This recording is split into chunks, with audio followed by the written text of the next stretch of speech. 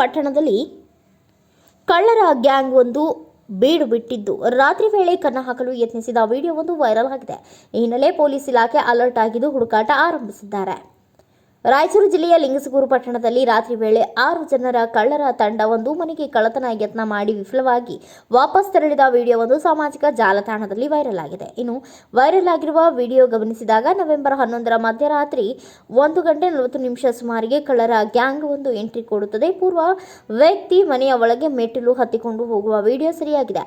ಅಲ್ಲದೆ ಇನ್ನುಳಿದ 5 ಜನ ರಸ್ತೆಯಲ್ಲಿಯೇ ಮುಂದೆ ಹೋಗುವ ವಿಡಿಯೋ ಇದ್ದು ಅದರಲ್ಲಿ ಕೆಲವು ವ್ಯಕ್ತಿಗಳು ತಾವು ಕಾಲಿಗೆ ಹಾಕಿದ ಪಾದರಕ್ಷೆಗಳನ್ನು ಕೂಡ ಬಿಚ್ಚುವ ವಿಡಿಯೋ ಸರಿಯಾಗಿದೆ. ಮಾಹಿತಿ ತಿಳಿಯುತ್ತಿದ್ದಂತೆ ಲಿಂಗಸಗೂರು ಪೊಲೀಸರು ಅಲರ್ಟ್ ಆಗಿದ್ದು ಕಳ್ಳರ ತಂಡಕ್ಕಾಗಿ ಶೋಧ ಕಾರ್ಯ ಆರಂಭಿಸಿದ್ದಾರೆ. ಜೊತೆಗೆ ಪಟ್ಟಣದಲ್ಲಿ ನಿವಾಸಿಗಳು ಎಚ್ಚರಿಕೆಯಿಂದ ಇರುವಂತೆ ಸೂಚನೆ ನೀಡಿದ್ದು ಮನೆ ಬೇಗ ಹಾಕುವುದಾದರೆ ಊರಿಗೆ ತೆರಳುವುದಾದರೆ ಇಲಾಖೆಗೆ ಮಾಹಿತಿ ನೀಡುವಂತೆ ಜಾಗೃತಿ ಮೂಡಿಸಿದ್ದಾರೆ.